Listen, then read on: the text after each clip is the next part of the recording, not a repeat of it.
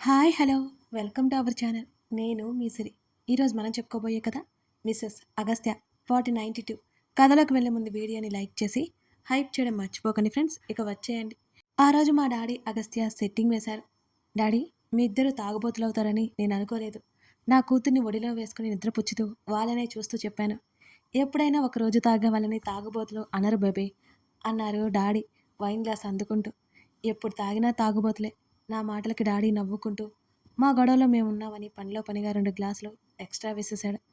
Daddy దగ్గర bottle లాక్కుని నేను వెనక్కి పెట్టాను. బేబీ, ఇప్పటికే చాలా ఎక్కువైంది. ఇక చాలు. మీకు బ్రెయిన్ సర్జరీ జరిగింది. ఆ విషయం గుర్తులేదా అసలు? అసలు డ్రింక్ చేయడమే తప్పు. అది కాక గ్లాసులు గ్లాసులు లేపేస్తున్నారు. ఇంకా తాగాలని కోరుకుంటున్నారు. కోపంగా చెప్పేసరికి డాడీ పిల్లిలా నెమ్మదిగా అక్కడి నుంచి రూమ్లోకి వెళ్ళిపోయారు. అగస్త్య నవ్వుకుంటూ చూస్తున్నాడు మమ్మల్ని. ఈ ప్రపంచంలో నీకు భయపడే ఒక వ్యక్తి అంకుల్ అన్నాడు అగస్త్య. ఓయ్, ఓవరాక్షన్ చేయకు. నువ్వు రేపు నీ కూతురికి ఎలా భయపడవో నేను చూస్తాను. నిన్ను ఎవరు భయపెట్టలేరని ఫోజు కొట్టుకో. ఆ టైంలో చూస్తానుగా నేను కూడా. వస్తుంది ఆ టైం కూడా. అవిని సోఫాలో వేసి బాటిల్ తీసి పక్కన పెట్టాను. మా రూమ్కి వెళ్ళిపోయిన తర్వాత అవిని ఉయ్యాల్లో పడుకోబెట్టాను. డిస్టెన్స్ మెయింటైన్ చేయి మా ఇద్దరికి, అగస్త్య వైపు చూస్తూ చెప్పాను నేను. బెడ్ ఎక్కేశాను. వింటే కదా నా పక్కనే కూర్చొని నన్ను దగ్గరికి తీసుకున్నాడు అగస్త్య. సెనోరిటా, అంత స్వీట్గా పిలవకు. కిస్ కాదు కదా, హగ్గు కూడా ఇవ్వను అని కోపంగా చెప్పాను నేను. అది కాదే రాక్షసి. ఓయ్ ఓయ్, ఇక చాలు, పడుకో. నా భుజం మీద ముఖంతో అటు ఇటు రాస్తుంటే పిలిచాను. నాటకాలు వేయకుండా పడుకుంటావా లేదా అని అడిగాను కోపంగా. అన్యాయం ఇది. అన్యాయం లేదు, ఏమీ లేదు, కానీ నేనొకటి అడుగుతాను చెప్పు. ఏంటా ఒకటి? మా డాడీకి పెళ్లి చేయాలి నేను అనగానే క్షణకాలం షాక్ అయ్యి నా వైపు చూశాడు అగస్త్య. ఏంటి అలా చూస్తున్నావు? మా మమ్మీ కూడా నాకు గుర్తులేదు. అప్పటి నుంచి మా డాడీ ఒక్కరే పెంచారు తెలుసా. నేను చిన్నప్పుడు, నీకు తెలియదు, ఒక ఆడపిల్లకి అమ్మ అవసరం అయ్యే టైంకి మా మమ్మీ నాతో లేదు. మాకంటూ ఎవరు బంధువులు కూడా లేరు. అప్పటికే వస్తున్న ఏడుపుని నేను బలవంతంగా ఆపుకున్నాను. మా డాడీకి బిజినెస్ టూర్లో ఉంటే నేను బెంగపడతాను అని తీసుకుని వెళ్ళేవారు. అక్కడ నేను అడ్జస్ట్ అవ్వలేకపోయేదాన్ని. నన్ను హోటల్ రూమ్లో ఉంచకుండా తనతో పాటు తీసుకెళ్ళిపోయేవారు డాడీ. నా గొంతు ఎప్పుడు ఏడుపు గొంతుగా మారిపోయిందో నాకే తెలియలేదు. అన్నీ గుర్తొస్తుంటే అగస్త్య నా చుట్టూ చేయి వేసి తన హృదయంలోకి నన్ను లాక్కున్నాడు. అందరూ మరో పెళ్లి చేసుకోమన్న డాడీ చేసుకోలేదు. నేను పెద్ద అయ్యేసరికి ఆయనకి భార్య అవసరం కంటే నాకు తల్లి అవసరం ఉందని ఆయన గమనించారు. ఎవరూ లేని అమ్మాయి అయితే నన్ను ఆదరిస్తుందని భావించి పెళ్లి చేసుకోవాలని డిసైడ్ అయ్యారు. ఆయనకు మా మమ్మీ అంటే చాలా చాలా ఇష్టం. ఆ ప్లేస్లోకి వేరే వాళ్ళు రావడం అసలు ఇష్టం లేదు, కానీ పెళ్లి చేసుకోవాలనుకుంటున్నారు. ఒక ఆవిడని సుదర్శన్ అంకుల్ తెలుసు కదా, ఆయన తీసుకొచ్చారు. ఇంకో వారం రోజుల్లో పెళ్లి కూడా చేసుకోవాలనుకున్నారు. అప్పుడు ఆమె ఏంటో మా డాడీకి అర్థమైపోయింది. ఆస్తి కోసం ఆవిడ డాడీని పెళ్లి చేసుకోవాలనుకుంది.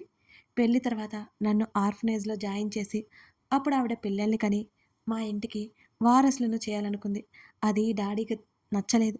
ఆమె పిల్లలు ఉన్న డాడీకి ఇబ్బంది అయ్యేది కాదు, కానీ ఆమె నన్ను డాడీకి దూరం చేయాలని ప్లాన్ వేస్తున్నట్టు తెలుస్తుంటే ఇక పంపించి వేశారు అని నేను చెప్తూనే ఉన్నాను. అగస్త్య నా వెన్ను నిమురుతూ నా మాటలు వింటున్నాడు మౌనంగా. ఇక ఆ దెబ్బతో మా డాడీ పెళ్ళి అనే మాటను పక్కన పడేశారు. నన్ను ఆయనే చూసుకోవాలి అని డిసైడ్ అయ్యారు. నాకు 15 ఏళ్ళప్పుడు స్కూల్కి సెలవు పెట్టి డాడీతో పాటు వైజాగ్ వెళ్ళాను. మాతో పాటు సుదర్శన్ అంకుల్ ఫ్యామిలీ కూడా అక్కడే ఉంది. ఆ రోజు డాడీ మీటింగ్కి వెళ్తూ నన్ను అడిగితే నేను రానని చెప్పాను. ఆ రోజు నాకు అదోలా ఉంది ఒంట్లో. బాలేదు. డాడీ కూడా రెస్ట్ తీసుకోమని చెప్పి వెళ్ళిపోయారు. హుషారుగా అనిపించలేదు. అందుకే రూమ్లోనే పడుకున్నాను. సుదర్శన్ అంకుల్, ఆంటీ వాళ్ళ ఇద్దరూ ఎవరినో మీట్ అవ్వడానికే అక్కడి నుంచి వెళ్ళిపోయారు. నా లైఫ్లో ఫస్ట్ టైం ఫస్ట్ టైం అమ్మ విలువ తెలిసింది ఆ రోజే అంటూ నేను బాగా ఏడ్చేశాను. ఏయ్, ఏడవకు, నువ్వు అన్నట్టే చేద్దాం కదా. తను నా గురించి కంగారు పడిపోయి నన్ను ఊరుకోబెట్టడానికి బాగా ప్రయత్నం చేస్తున్నాడు. ఇంక నేను చెప్పేది విను అని కళ్ళు తుడుచుకొని తల ఎత్తి చూశాను. ఆ రోజు ఏం జరిగిందో తెలుసా అని తన కళ్ళల్లోకి చూశాను. తను చూస్తున్నాడు. ఫస్ట్ పీరియడ్స్ నాకది. చాలా భయం వేసింది. రూమ్‌లో ఒక్కదాన్నే ఉన్నాను కదా. ఆ బ్లడ్ స్టెయిన్స్ డ్రెస్‌కి ఉండడం ఏం చేయాలో నాకు తెలియలేదు. నిజంగా నాకు ఏంటో తెలీదు. అప్పటికి వరకు నాకెవరూ చెప్పలేదు. మా డాడీ వచ్చారు. పట్టుకొని ఏడ్చేసి విషయమంతా చెప్పాను. వెంటనే ఆంటీకి కాల్ చేశారు. అరగంటలో ఆంటీ వచ్చేసింది. నాకదేంటో క్లియర్‌గా చెప్పి నన్ను ఊరుకోబెట్టింది. వెంటనే ఆ రోజు ప్లేన్‌కి టికెట్స్ చేసి ఇంటికి తీసుకొచ్చేశారు. అప్పుడు ఆంటీని నా దగ్గర ఉన్నారు. మా డాడీ నాతో పాటు ఉండి ఒక ఆడపిల్లకి అది ఎంత సహజమో అనే విషయం వివరంగా చెప్పి నాకు కొన్ని బుక్స్ ఇచ్చారు. అది ప్రతి ఒక్కరిలో సహజమనే విషయం నాకు అప్పటి వరకు తెలియదు. అవన్నీ ఎవరు చెప్పాలి నాకు? అమ్మ. కానీ ఆయనే అన్నీ. అందుకే ఆయనంటే నాకు అంత ప్రాణం అని అగస్త్య గుండెల్లో ముఖం దాచుకొని ఏడ్చేస్తూ చెప్పాను నేను. నా ఇంటర్మీడియేట్ నుంచి చెప్తూనే ఉన్నాను ఆయన్ని పెళ్లి చేసుకోమని. అసలాయన వినట్లేదు. సంవత్సరాలు గడిచిపోతున్నా ఆయన ఒంటరిగా లైఫ్ లీడ్ చేస్తున్నారు. మా మమ్మీ అంటే ఆయనకి ప్రాణం. ఇప్పుడు ఏం చేస్తారో తెలుసా? మా మమ్మీ ఫోటో ముందు పెట్టుకొని ఆయన మాట్లాడుకుంటారు. చిన్నప్పటి నుంచి ఇదే చేస్తుంటారు. నేను చూస్తూనే ఉన్నాను. ఇంకో విషయం చెప్పనా? ఆయన వయసు 50 కూడా లేవు. అప్పట్లో చిన్నతనంలోనే పెళ్ళైపోయింది డాడీకి. 20 ఏళ్లకే 21 ఏళ్లకే పెళ్లి తప్పక చేసుకోవాల్సొచ్చింది మా మమ్మీని. మా డాడీని ఇష్టపడి ఏరి కోరి చేసుకుంది మమ్మీ. అప్పటినుంచి వాళ్ళ సైడ్ వాళ్ళు మా మమ్మీని కూడా దూరం పెట్టేశారు. ఇద్దరూ కష్టపడి ఒక స్థాయికి వచ్చారు. నేను వెంటనే పుట్టేశాను కదా! మా మమ్మీతో కనీసం 10 సంవత్సరాలు కూడా ఆయన కలిసి ఉండలేదు. 50 ఏళ్ళు కూడా లేని ఆయన ఇలాగే ఉండిపోవడం నాకేం అస్సలు ఇష్టం లేదు. నువ్వే, నువ్వే ఆయన్ని పెళ్ళికి ఒప్పించవా? నా కోసం ఏం చేయాలని అడుగుతావు కదా నువ్వు. ఈ ఒక్క సాయం, ఈ ఒక్క సాయం నాకు చేయవా ప్లీజ్? డాడీ నాతో ఉన్నా లేకపోయినా ఆయన సంతోషంగా ఉండాలి. ఆయనకంటూ ఒక తోడు ఉండాలి. అంత ఆస్తి, ఇల్లు అన్నీ వదులుకొని ఎవరు వస్తారు కూతురి ఇంటికి? చెప్పు. ఆయన నా కోసం వచ్చేశారు. చూసావా? ఈసారి ఇక నా ఏడుపు ఉధృతి ఒక్కసారిగా పెరిగిపోయింది.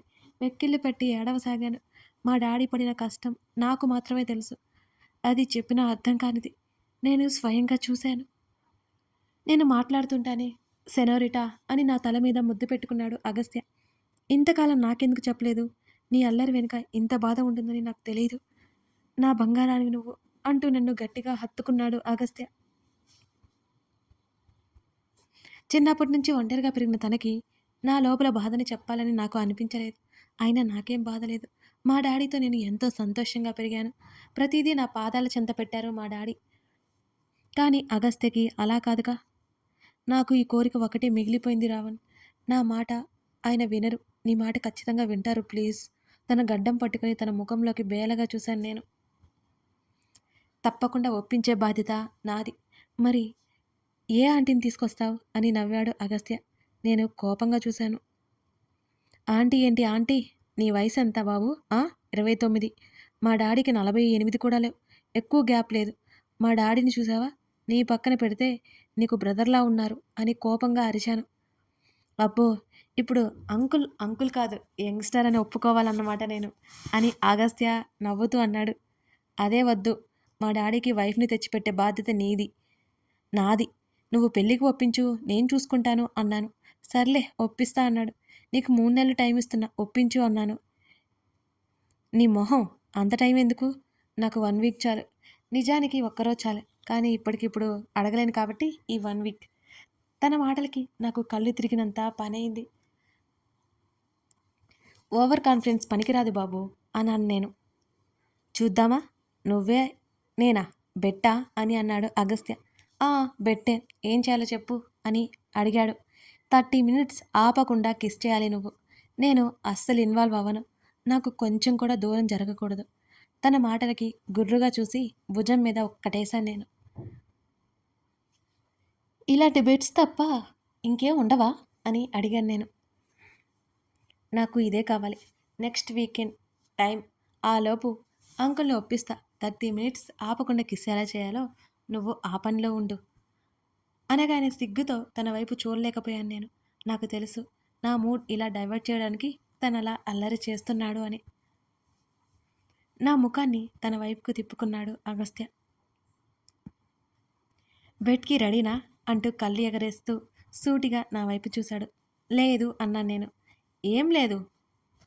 ఈ బెట్ నా వల్ల కాదు అని చేతులెత్తేశాను. లేదు నేను ఫిక్స్ అయిపోయా. నువ్వే నా కాన్ఫిడెన్స్ని డిస్కరేజ్ చేశావు అని అన్నాడు అగస్త్య. సరే బెట్ అన్నాను నేను. మరి ప్రాక్టీస్ మొదలుపెట్టు సెనోరిటా అంటూ తన ముందుకు రాగానే తన నోటికి చెయ్యి అడ్డు పెట్టాను నేను. నువ్వు ఇవాళ డ్రింక్ చేసావు గుర్తుందా పొగరుగా చెప్పి తనని వెనక్కి నెట్టేశాను. పాపం కదా నేను అని వెనక్కి వాలిపోయి అన్నాడు అగస్త్య. ఏం పాపం కాదు అని మూతి తిప్పి తన చొక్కా కిందకి లాగి తన హృదయం మీద ముద్దు పెట్టుకున్నాను. ఇలాంటివి చేసి దూరంగా ఉండమంటే ఎలా అని అన్నాడు మరింత గారంగా అగస్త్య. పెళ్ళాము కావాలి మందు కావాలి అంటే కుదరదు అని మూతి బిగించి తన చెంప మీద మరో ముద్దే ఇచ్చాను. తిక్క వేషాలు వేసి దూరంగా ఉండమంటే నా వల్ల కాదు కదా అన్నాడు నన్నే గుర్రుగా చూస్తూ అగస్త్య. నేను ఎలాగే చేస్తా, నువ్వు దూరంగానే ఉండాలి, లేకపోతే ప్రతిరోజు తాగిరావు. భుజాలు కదిలించాను నేను. ఇడియట్, నన్ను తాగుబోతుని చేస్తున్నావు నువ్వు. అంకుల్ ఆఫర్ చేశారు. నా తల మీద ఒక్కటేసి చెప్పాడు అగస్త్య. నేను జస్ట్ వైనే కదా తీసుకున్నాను. మా డాడీ పిలవగానే వెళ్ళిపోతావా? తప్పదు కదా, అనుభవించు మిస్టర్ అని నా వేళ్లతో తన ఫేస్ మొత్తం రాస్తున్నాను.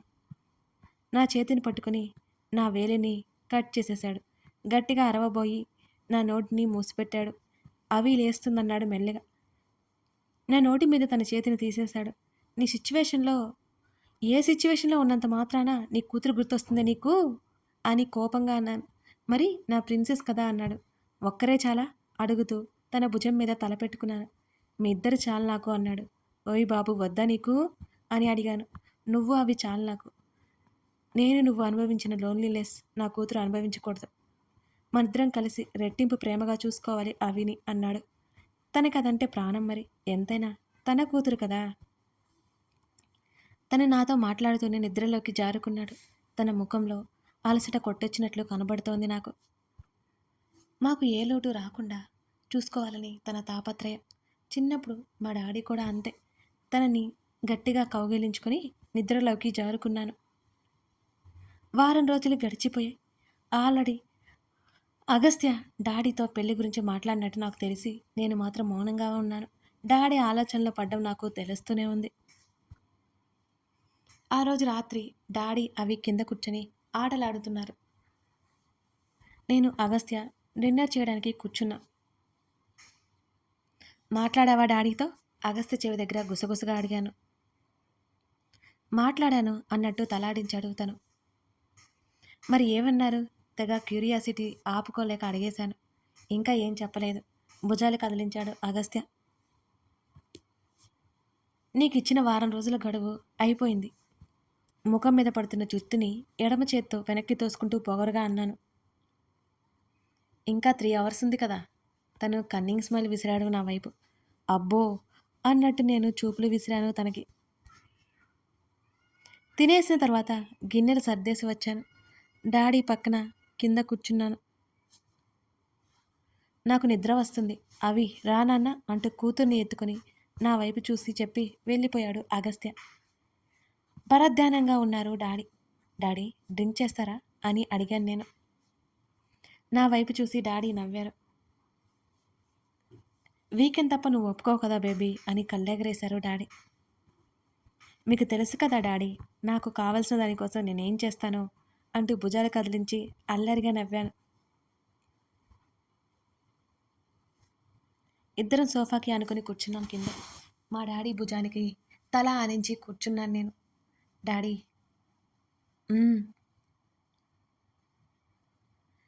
విధి ఏమంటుందో తెలుసా? నువ్వు చెప్పకుండా నాకెలా తెలుస్తుంది బేబీ అన్నారు డాడీ. ఇదిగోండి ఇదిగోండి అగస్త్యతో చేరిపోయి మీరు కూడా నన్ను ఆడుకోవద్దు అని నేను గుర్రుగా చూశాను. డాడీ నవ్వారు, చాలా అంటే చాలా స్వచ్ఛంగా. మీరంట నాకు డాడీలా ఉండరంట, అంకుల్కి బాల్య వివాహం చేశారా అని అడుగుతుంది. అనగానే డాడీ మరోసారి నవ్వేశారు. బాగా కాకా పట్టావులే కానీ నిద్ర వస్తుంది బేబీ అన్నారు డాడీ తప్పించుకోవడానికి ప్రయత్నం చేస్తూ. డొంక తిరుగుడు ఎందుకు, డైరెక్ట్గా పాయింట్కి వస్తున్నా. మీరు పెళ్ళికి ఒప్పుకుంటున్నారా లేదా?